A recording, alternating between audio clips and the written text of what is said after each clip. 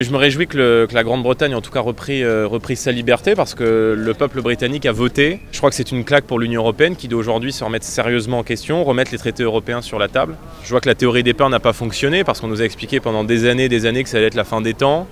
Londres est toujours à 2h30 de Paris, la Grande-Bretagne va très bien et les perspectives de croissance qui ont été dévoilées notamment par le FMI sont prometteuses pour le Royaume-Uni.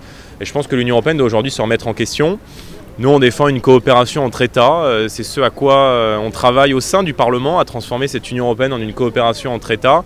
Et demain, probablement, les Britanniques reviendront travailler avec nous. Nous, on souhaite, en tout cas au niveau européen, tout changer sans rien détruire. On peut le faire aujourd'hui parce qu'on ne pouvait pas le faire avant, on était relativement isolés sur la scène européenne. Aujourd'hui, nous avons des alliés, beaucoup d'alliés qui arrivent respectivement dans leur pays au pouvoir et avec lesquels nous souhaitons remettre tout à plat, remettre sur la table.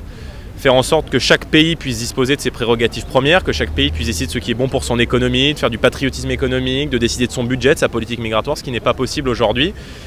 L'Europe a été forte non pas lorsque les souverainetés sont affaiblies, mais au contraire lorsqu'elle a coopéré sur des projets d'avenir, sur Ariane, sur Airbus. Et il faudrait qu'elle fasse de même aujourd'hui avec les grands défis du XXIe siècle.